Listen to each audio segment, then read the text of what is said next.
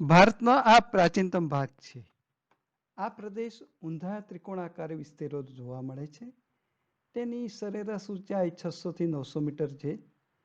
આ પ્રદેશ ઉત્તર અને પૂર્વ ઢોળાવ ધરાવે છે, જે ચંબલ, સોણ, દામોદર નદીના વહેણ દ્વારા સ્પષ્ટ જોવા મળે છે.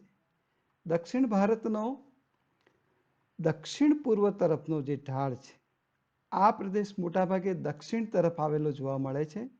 તેથી દક્ષિણનો જે ઉચ્ચ પ્રદેશ કહેવામાં આવે છે.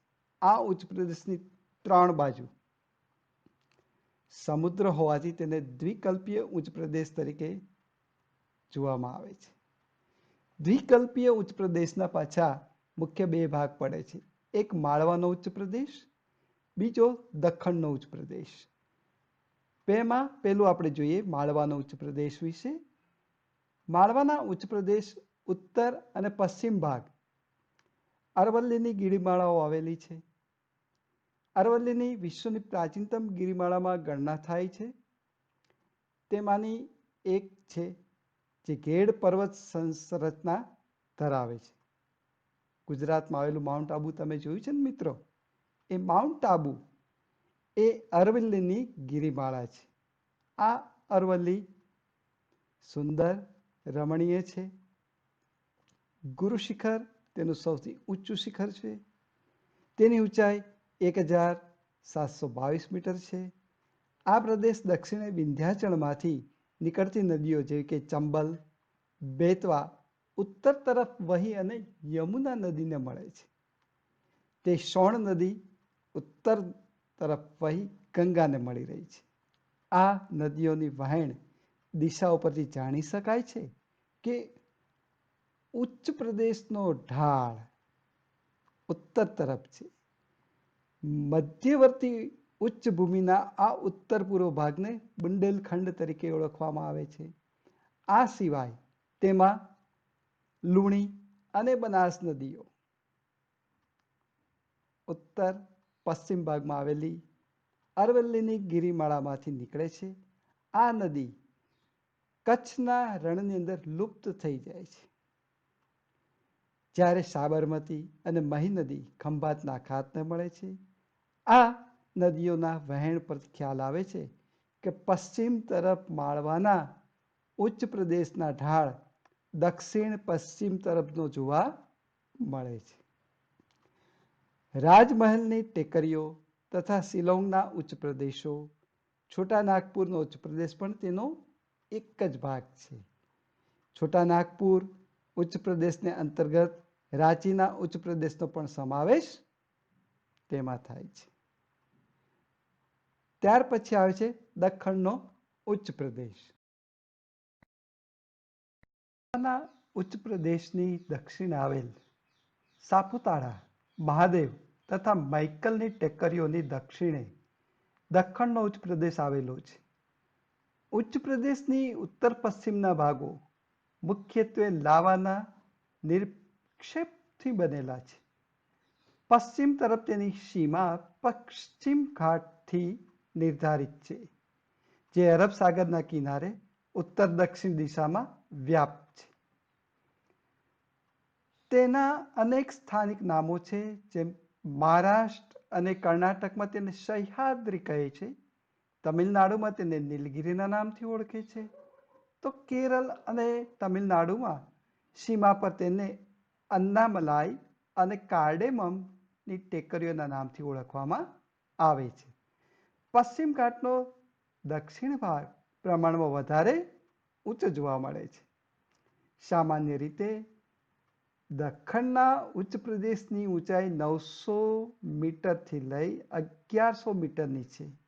જો કે કેટલીક જગ્યાએ એકાએક વધુ ઊંચાઈ પ્રાપ્ત કરી રહી છે.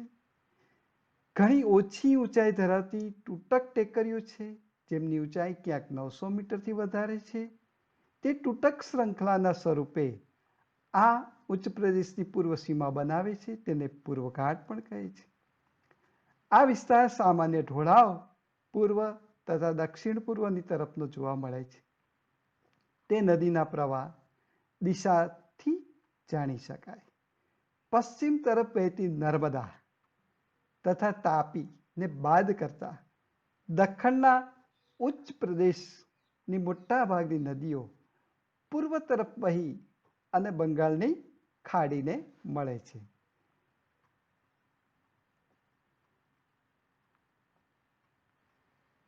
ત્યાર પછી વિદ્યાર્થી મિત્રો આવે છે તટીય મેદાનના દરિયા કિનારાના મેદાનો. દ્વિકલ્પીય ઉચ્ચ પ્રદેશ કચ્છથી લઈ ઓડિશા સુધીના મેદાનોની એક સાંકડી પટ્ટી ઘેરાયેલો છે. તેને પશ્ચિમ તથા પૂર્વના તટીય મેદાનો વહેંચવામાં આવ્યા છે. પશ્ચિમનું તટીય મેદાન ગુજરાતથી કેરળ સુધી ફેલાયેલું જોવા મળે છે, જેમાં ગુજરાતને બાદ કરતા તે મોટા ભાગે સાંકડું મેદાન છે. તે ઘણું જ અસમાન, ઉબડ ખાબડ અને છે ગોવાથી દક્ષિણ તરફ તેનો મલબાર તટ તરીકે ઓળખવામાં આવે છે. પશ્ચિમ તટની નદીઓ પોતાની નદી મુખ વિસ્તારમાં ખાડીઓનું નિર્માણ કરી રહી છે. મોટાભાગની ખાડીઓ નદીના પાણી હેઠળ ડૂબી ગયેલી ખીણો છે, જે સમુદ્ર તળના ઉંચકાવાથી બનેલી જોવા મળે છે. તેમાં મત્સ્ય પ્રવૃત્તિઓ વિકાસ સંયોગ્ય સંજોગો પેદા થયા છે. પશ્ચિમ તટે અનેક ઉત્તમ કુદરતી બંદરો આવેલા છે, જેમાં મુંબઈ અને માર્મગોવાનો સમાવેશ થાય છે. દક્ષિણમાં કેરળ તટ પર પશ્ન જલ એટલે કે બ્લેક વોટર્સ જોવા મળે છે, જે સ્થાનિક ભાષામાં કાયલ તરીકે ઓળખવામાં આવે છે. મિત્રો, આ પ્રશ્ન કાયલ શબ્દ યાદ રાખજો, પરીક્ષામાં અવારનવાર પૂછાય તો હોય છે. પૂર્વનું તટીય મેદાન પશ્ચિમ તટીય મેદાન કરતાં વધારે પહોળું છે. અહીં કાવેરી, કૃષ્ણા, ગોદાવરી અને મહાનદી જેવી મુખ્ય ત્રિકોણના નદીઓનું કાપ નિક્ષેપણ થયેલું છે. ઉત્તરે ઉત્તર સિરકાકાર તટ અને દક્ષિણે આંધ્રપ્રદેશ તથા તમિલનાડુનો તટીય પ્રદેશ, જેને કોરોમંડલ તટના નામ તરીકે પણ જાણીતો છે. કોરોમંડલ તટ. આ પ્રશ્ન પણ પૂછાય છે, ખાસ યાદ રાખજો મિત્રો. સમૂહ. વિદ્યાર્થી મિત્રો, નામ જ છે સમૂહ. સમુદ્રની અંદર નાના નાના નાના ટાપુઓનો જે સમૂહ થાય એને દ્વીપ સમૂહ તરીકે ઓળખવામાં આવે છે. ભારતમાં કેટલાક દ્વીપ સમૂહ આવેલા છે. એ કુદરતી બક્ષિસ કહી શકાય, કુદરતી સૌંદર્ય કહી શકાય, અથવા તો કુદરતે આપેલું એક અનમોલ નજરાણું પણ આપણે કહી શકીએ. આંદામાન નિકોબાર અને લક્ષદ્વીપ એ મુખ્ય દ્વીપ સમૂહ આપણા છે. લક્ષદ્વીપમાં અનેક નાના મોટા ટાપુઓ છે. અરબી સમુદ્ર, કેરળ તટથી થોડે દૂર આ બધા ટાપુઓ આવેલા છે. તેના આકાર ઘોડાની નાળ જેવો છે. તે આ પ્રકારના નાળ જેવો આકાર ધરાવતો હોવાથી તેને પરવાળાના દ્વીપોને એટોલ કહે છે. મિત્રો, પરીક્ષામાં પૂછાય છે એટોલ એટલે શું, તો ખાસ ધ્યાન રાખજો આ શબ્દ. અન્ય દ્વીપ સમૂહમાં બંગાળની ખાડીમાં આવેલા અંદામાન નિકોબાર દ્વીપ સમૂહનો સમાવેશ થાય છે. અહીં ટાપુઓની સંખ્યા ઘણી છે અને ભારતના કિનારાથી પણ દૂર છે. ત્યાં પર્વતમાં હારમાળાઓ છે. આમાંના કેટલાક ટાપુઓ જ્વાળામુખીની પ્રક્રિયાઓથી પણ બનેલા છે. આ ટાપુઓ 350 કિલોમીટરના વિસ્તારમાં પણ પથરાયેલા છે. વ્યૂહાત્મક એટલે કે સુરક્ષાની દ્રષ્ટિએ ખૂબ અગત્યના ટાપુઓ છે. આમ ભારતના ભૂપૃષ્ઠમાં વિવિધતા જોવા મળે છે. દરેક ભાગને પોતાની આગવી લાક્ષણિકતાઓ છે. તેમ છતાં બધા જ વિભાગો એકબીજા સાથે જોડાયેલા જોવા મળે છે. દેશની સમૃદ્ધિમાં ખૂબ અગત્યનો તેનો ફાળો છે. વન્ય સંસાધનોને ઉપયોગી છે. ઉત્તર ફળદ્રુપ કાપના મેદાનો અનાજનો ભંડાર કહેવામાં આવે છે. દક્ષિણ ભારતનો ઉચ્ચ પ્રદેશ વિવિધ સંસાધનોથી સમૃદ્ધ છે, જેના થકી દેશના ઔદ્યોગિક વિકાસને ખૂબ વેગ મળ્યો છે. ઉત્તરનો પર્વતીય પ્રદેશ વિપુલ જળરાશિ ધરાવે છે.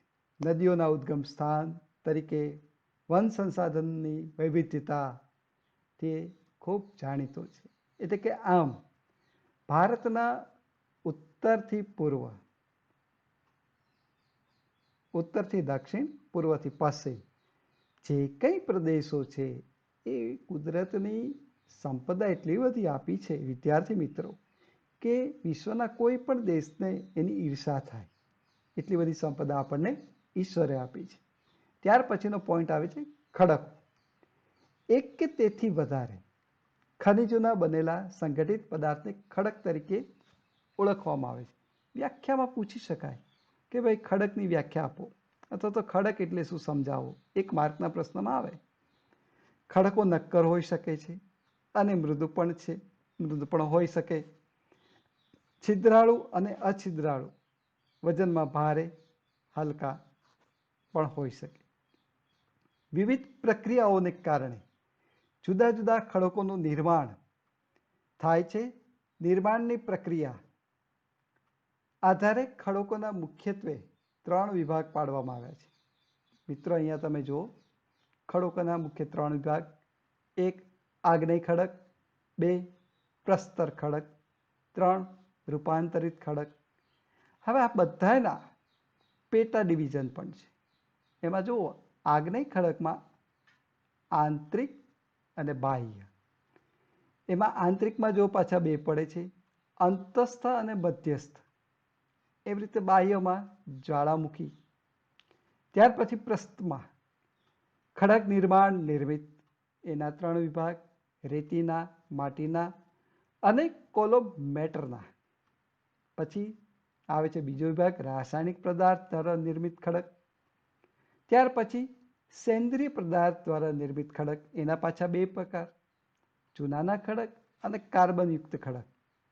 ત્યાર પછી છે રૂપાંતરિત. એના 2 પ્રકાર છે, સ્થાનિક રૂપાંતરિત અને પ્રાદેશિક રૂપાંતરિત. ચાલો મિત્ર આના વિશે આપણે ડિટેલમાં સમજીએ.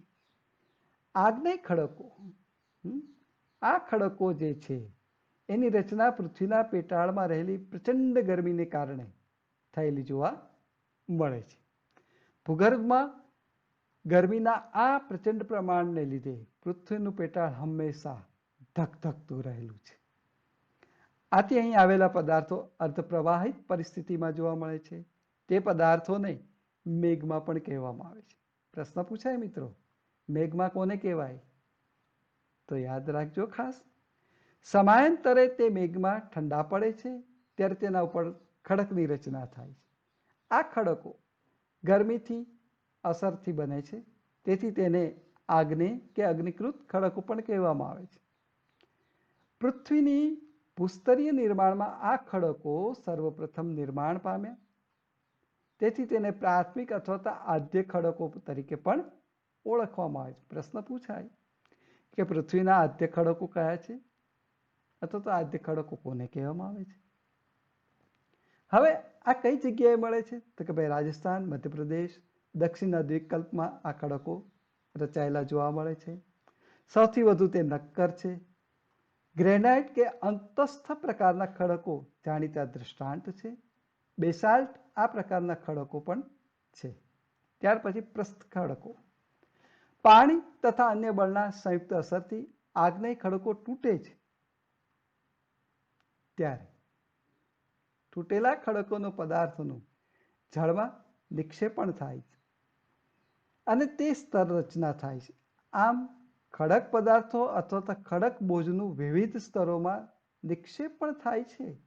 સર્વપ્રથમ રચાયેલા અને સૌથી નીચે રહેલા સ્તર ઉપર બનેલા સ્તરોના વજન એટલે કે દબાણને લીધે નીચલા સ્તર દબાય છે અને કાળક્રમે તે સ્તરની રચના ધરાવતા ખડકો તૈયાર થાય તેને પ્રસ્તર ખડકો કહેવાય છે.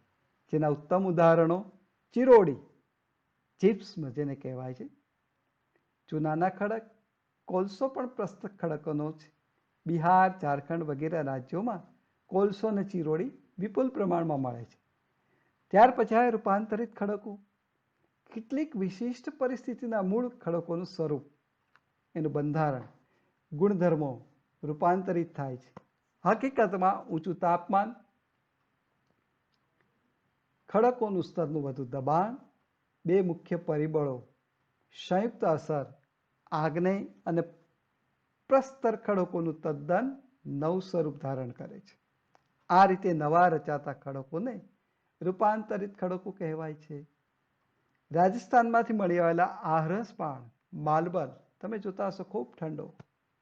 ઉનાળામાં એ ઘરમાં રહેતા હો તો ખૂબ એસી જેવું વાતાવરણ લાગે અને શિયાળામાં ખૂબ ઠંડી વાય. એટલે કે માર્બલ અને ક્વાર્ટરાઇઝના ઉત્તમ ઉદાહરણ છે રૂપાંતરિત ખડકોના. ત્યાર પછી આવે છે ખનિજો.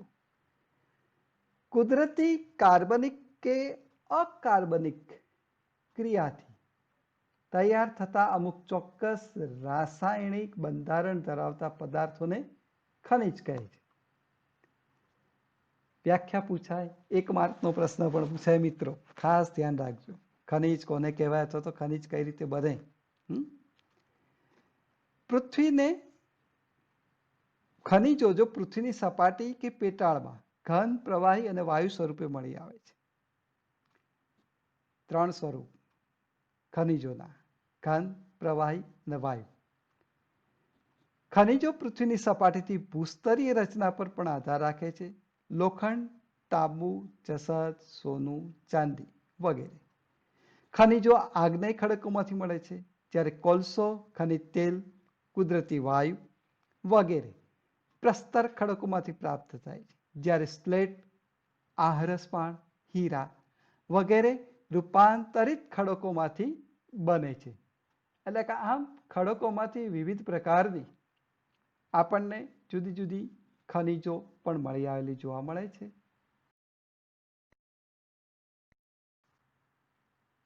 ખનિજોનું વર્ગીકરણ આપણા રોજિંદા વ્યવહારમાં લગભગ 200થી પણ વધારે ખનિજોનો ઉપયોગ સીધી કે આડકતરી રીતે આપણે કરતા આવ્યા છીએ. સામાન્ય વર્ગીકરણ તેનું શક્ય નથી, પરંતુ સર્વમાન્ય જે ખનિજો છે એમાંથી કેટલાક સામાન્ય ખનિજોનું વર્ગીકરણ આપણે કરી શકીએ. જેમ કે પેલું આવે છે ધાતુમય ખનિજ, એટલે કે ધાત્વિક ખનિજો, જેમાં અકિંમતી ધાતુમય ખનિજોમાં સોનું, ચાંદી, પ્લેટિનમ વગેરે. બ હલકી ધાતુના ખનિજો, મેગ્નેશિયમ, બોક્સાઇટ, ટિટાનિયમ વગેરે. ક સામાન્ય ઉપયોગમાં લેવાતા ખનિજો, જેમ કે લોખંડ, તાંબુ, સીસુ, જસત, કલાઈ, નિકલ વગેરે. ડ મિશ્ર ધાતુ સ્વરૂપે વપરાતા ખનિજોમાં મુખ્યત્વે ક્રોમિયમ, મેંગેનિયમ, ટંગસ્ટન, વેનેડિયમ વગેરે. નેક્સ્ટ નંબર 2, અધાતુ ખનિજો એટલે કે અધાત્વિક ખનિજો, મુખ્યત્વે ચૂનાના ખડકો, જેમાં ચોક, એસ્બેસ્ટોસ, અબરક, ફ્લોરોસ્પાટ, જીપ્સમ એટલે કે ચિરોડી, સલ્ફર, હીરા વગેરે. સંચાલન શક્તિ માટે ઉપયોગમાં લેવાતા મુખ્ય ખનિજો: કોલસો મુખ્ય, ખનિજ તેલ, કુદરતી વાયુ, યુરેનિયમ, થોરિયમ વગેરે. મિત્રો અહીંયા કેટલાક ચાર્ટ તમને આપેલા જોવા મળે છે. એ ચાર્ટમાં તેના વિવિધ ક્ષેત્રોમાંથી કયા કયા તમને ખનિજો મળે છે એનો વિસ્તૃત વિગતે અહેવાલ છે. ચાર્ટ જરા ધ્યાનથી જોજો, સમજજો, કારણ કે પરીક્ષામાં પૂછાય છે કે કયા રાજ્યમાંથી કયા ખનિજો મળે છે, તે ખાસ ધ્યાનથી તમે જોજો. ત્યાર પછી આવે છે જમીન અને તેનું વિસ્તરણ. મિત્રો તમે જાણો છો કે જમીન ખેતી માટે ખૂબ મૂળ સંસાધન છે. કૃષિ પ્રવૃત્તિ ઉપરાંત આ ખનિજ ખૂબ મહત્વની પણ છે. જમીન એ પૃથ્વીની સપાટી પર જૈવિક અને અજૈવિક દ્રવ્યોનું એક પાતળું સ્તર છે, જેમાં કોઈ સફરજનને અને તેની પાતળી છાલ જેવો સંબંધ ધરાવે છે. તેવો જ આ પૃથ્વીની સપાટી જમીનનો સંબંધ જોડાયેલો છે. પૃથ્વીના પોપડાના ઉપરના પાતળા સ્તરને જમીન કહેવાય છે. મિત્રો પ્રશ્ન આવે 2 માર્કનો, જમીન કોને કહેવાય? તો ખાસ ધ્યાન રાખજો. નેક્સ્ટ, જમીનનું નિર્માણ. હવે જમીન બને કઈ રીતે? તો કે જમીનના ખડકો ખવાનથી ફલિત પેદાશ છે. ખડકોની સપાટીના ભાગોનું તાપમાન, વરસાદ, હિમ, હવા, વનસ્પતિ અને જીવજંતુ વગેરે પરિબળો ખવાણ થતા ખડકોનો એક ભૂકો બને છે અને એ ભૂમિ આવરણ તૈયાર થાય છે. આ ભૂમિ આવરણમાં ખડકોના નાના નાના નાના ટુકડા, કાંકરા, માટી, રજ વગેરે જે રેગોલિત તરીકે ઓળખાય છે, જેમાં કેવળ ખનિજ દ્રવ્યો હોય છે અને તે પછી તેમાં જૈવિક દ્રવ્ય, હવા અને પાણી ભળે છે. છેવટે તેમાંથી જમીન બને છે.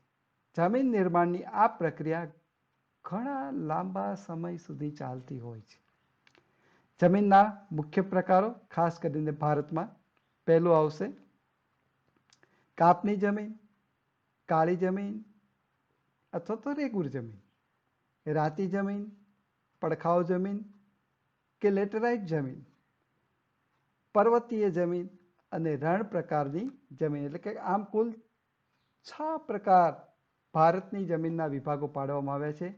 મિત્રો, તમારી સામે અહીંયા ચાર્ટ છે ભારતના જમીનના મુખ્ય 6 પ્રકારના, જુદા જુદા કલરમાં પ્રદર્શિત થયેલું છે.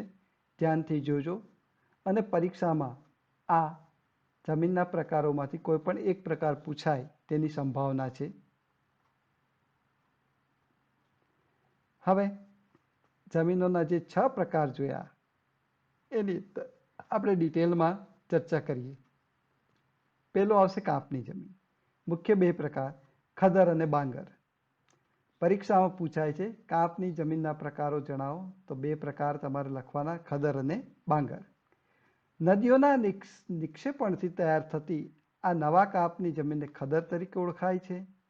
પૂરના મેદાનોથી બનેલા આ જમીનના મુખ્ય નદીઓની નજીકના ક્ષેત્રોમાં તે જોવા મળે છે. પ્રમાણમાં રેતાળ હોય છે.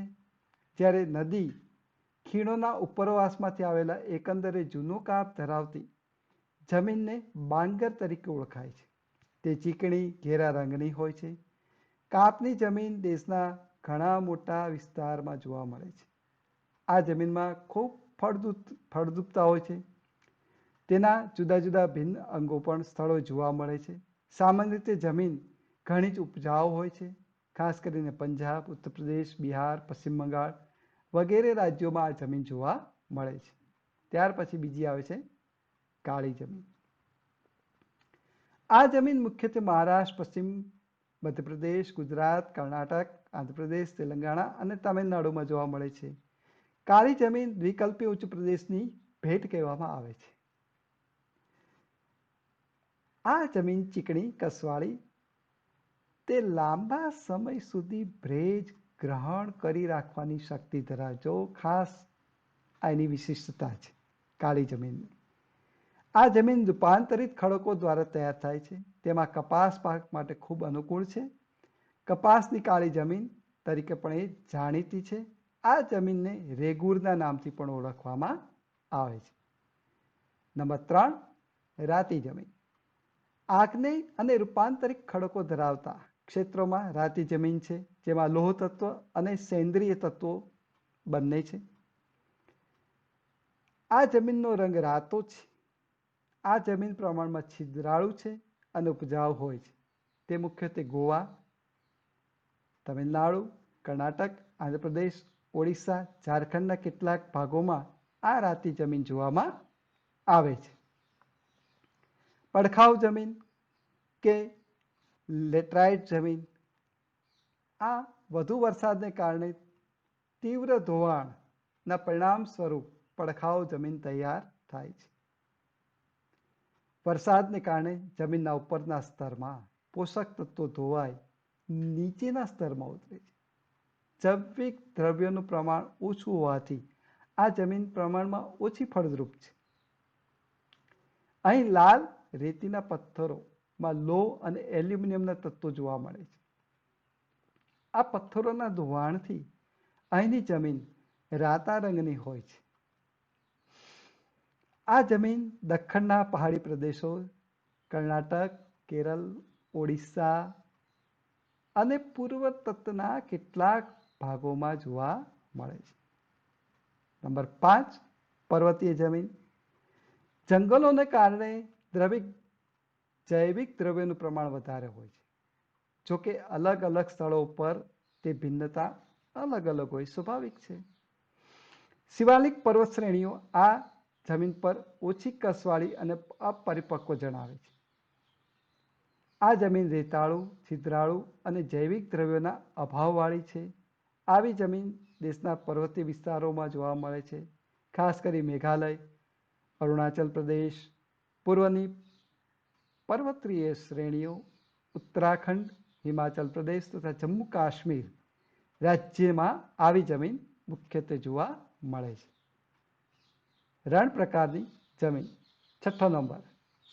આ જમીન શુષ્ક અર્ધશુષ્ક વિસ્તારમાં ભારતમાં મુખ્યત્વે ગુજરાત, રાજસ્થાન, પંજાબ અને હરિયાણામાં જોવા મળે છે. વિસ્તૃત શુષ્ક ક્ષેત્ર મુખ્યત્વે આ જમીનમાં છે. ક્ષારના કણોની અધિકતા, જૈવિક પદાર્થોની ઓછપ જોવા મળે છે. સિંચાઈની સગવડથી આ જમીનમાં ખેતી શક્ય બને છે.